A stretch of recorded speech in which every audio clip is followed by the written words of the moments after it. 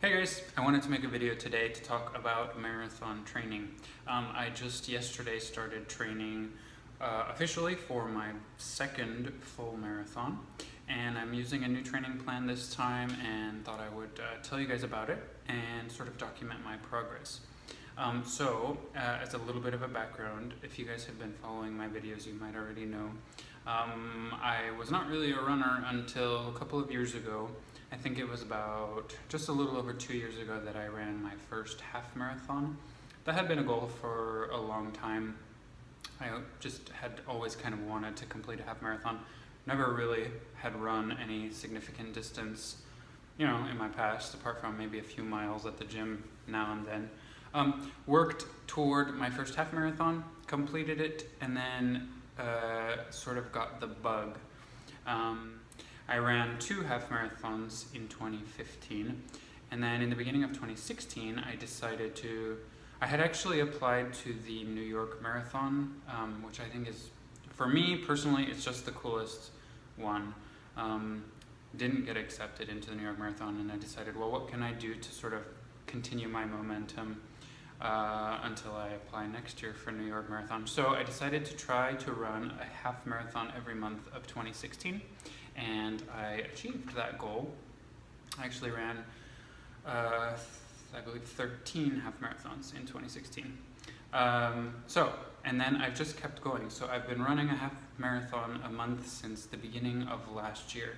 I'm going to run one next week, which will be my 21st half marathon. So I love the half marathon distance. I feel pretty comfortable, and continually training for those monthly half marathon runs keeps me relatively active. In February of this year, I ran the Austin Full Marathon, which was super fun, really exciting and very challenging. So I thought I would tell you just very briefly about how I trained for that one, and then tell you what I'm gonna do for this next one. Before that, I thought I would take you upstairs briefly and just show you my medal display where I keep my medals, and show you my personal best records so that we can talk about my new marathon plan. Made this display myself, and I also made a video on how to make it if that is something that interests you. But anyway, these are all of my half marathon medals, all 20 of them, and the one in front there is from my only existing full marathon, the Austin Marathon. And then on top there I have a little frame that has my PR info. So as you saw upstairs, my half marathon personal best is 1 hour 47 minutes 45 seconds, and for the full marathon, which I did in February in Austin, my time was 4:28:29. So when I trained for the Austin Marathon, I had been running these monthly half marathons, as I mentioned, so I was already sort of up to that, baseline, and I sort of just chose a half marathon running plan. I ended up selecting the Hal Higdon's Novice 2 plan, which I don't remember how I selected that one. It's got 4 runs a week, I think, and then some cross training, and it's free, you can look it up online. And I really had to sort of modify it based on my work schedule, because I work in a hospital. I work 12-hour days, minimum 12, it's more like 13 plus. So I had to sort of modify it to work with my schedule, which I was able to do, but it was sort of a 4 run per week thing. Let's be honest, I did 3. Some days, some weeks I did less than that. There were, a couple short runs, a medium run, and a long run every week. I always did my long runs. I usually did a short and a medium run. Maybe I skipped the second short run each week. Anyway, I adapted it for my schedule. I followed it.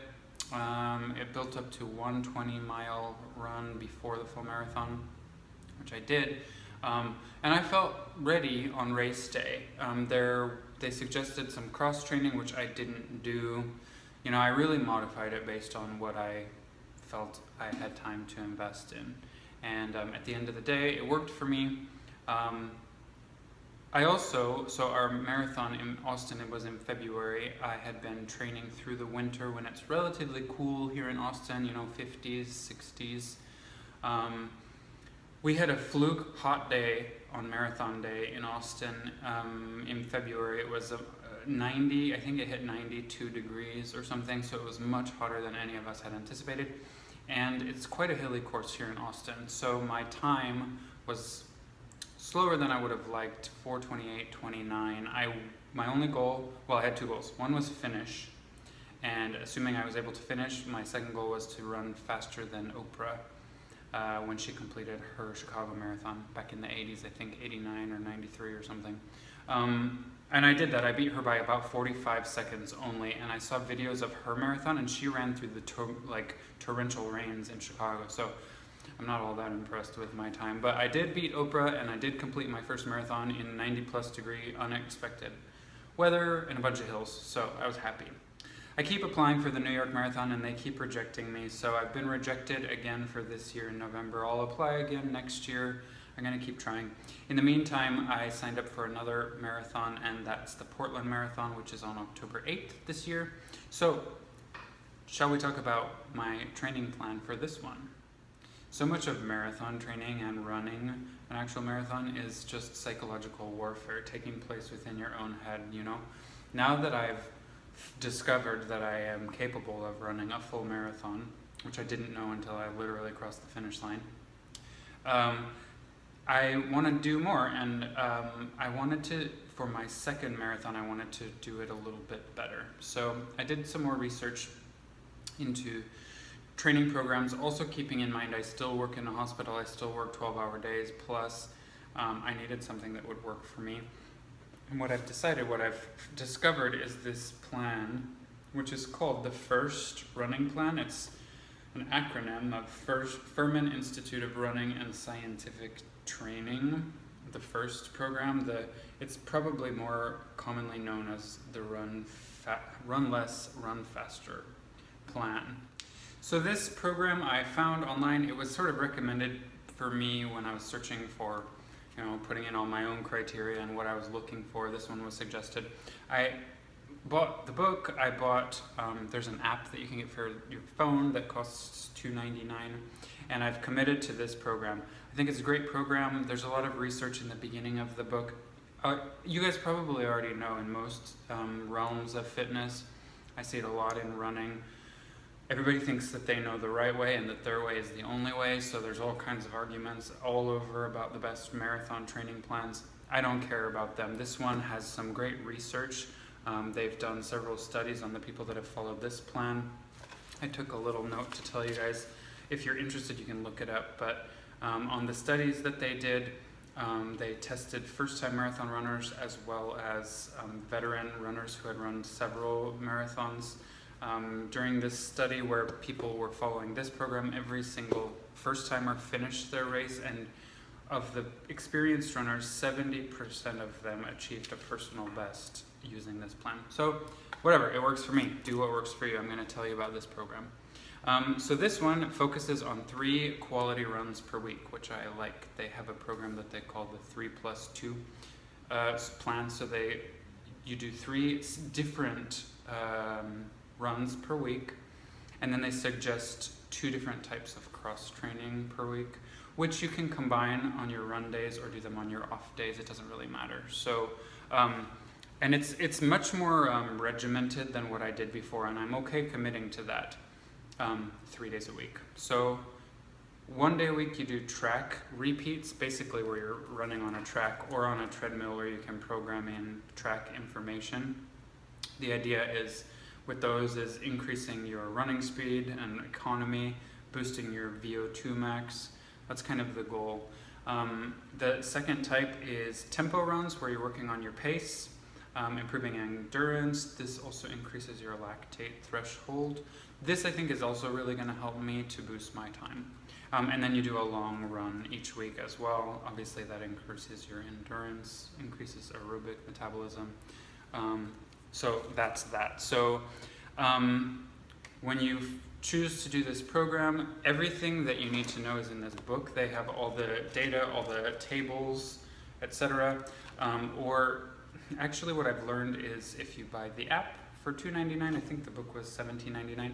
If you buy the app, it kind of programs everything in for you and tells you what to do. So what does it look like?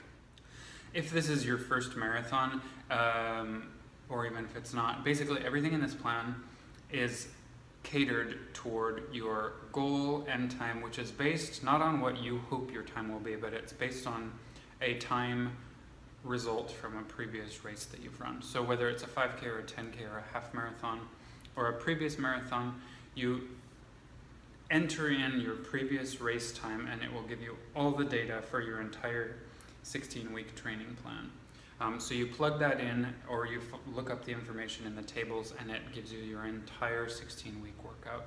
So it tells you each week what you need to do on your track repeats, what you need to do as far as distance and timing for your tempo runs, and then how far and the timing of your long runs. And that's it, you just follow it. So my estimated full marathon goal following this plan is going to be somewhere between 3:45:26 and 3:47:04. So I'm kind of rounding that. I'm taking the lower part of the threshold and rounding up. So my finish time is going to be to finish in less than 3 hours and 47 minutes. This is a little freaking intimidating because if you remember, my last marathon was finished in 4:28:29. This is 41 minutes shorter than my last time, which is a huge jump. But I think it can be done. I think it can be done if I actually follow the prescribed training plan instead of sort of modifying it as I see fit. If I do the cross training, and then again, last time I trained through cool temperatures and then I had to run a race on a very hot day. I'm gonna have the total opposite. I have to run through summer in Texas now, which I'm not excited for, but I'm doing it. And by the time we get to Portland in October, it's gonna be nice and cool. And I think it's a quite flat race, so I'm optimistic that the result will be good. And then as far as cross training, it lets you be flexible. It wants you to do aerobic cross training for amounts of time comparable to the amount of time you're putting into the other runs, basically. So it suggests what you should do. The 3 types of cross training it suggests are running, swimming, and rowing. And if you use the app, it even tells you the suggested running, swimming, rowing workout that you should do that week. So I'm kind of following that. I have a pool in my neighborhood here. I have a pool at my gym. Or I can do all of those things. I can row at the gym, I can bike at the gym, or take my bike out here. So I'm gonna follow that. So that's really my plan. It's week 1 now. Yesterday I did my first track repeats. I actually did them at the gym on a treadmill, but I found a local middle school here just sort of down the road that has a 400-meter track that I can do stuff on as well, depending on the heat. We're already over 100 degrees every day in Austin right now, so I'll have to sort of see how the weather's looking during my training. That's it, guys. That was a quick summary of the Run Fast, if I can say it correctly, the Run Less, Run Faster program, or the first program. If you guys are interested, I'm going to continue making updates periodically through my training program. I would like to know if you've done it before. Comment with your experience below. If you follow another plan that you think is amazing, tell me and I want to check it out. Follow me on Instagram if you like. I post basically all of my all of my runs. I'll post on Instagram with a photo or something. I'm doing this Run the Year challenge with a few friends of mine where a group of 4 of us are trying to run 2017 miles in 2017. So this marathon training program will help me achieve my part of that goal. So yeah, Instagram, same username, Nika Sarvata. And I guess that's it. Thanks for listening. Keep running, keep doing what you're doing. Make sure you're liking this video, subscribe to the channel for more, all those good things. And until the next time, take care, guys. Bye.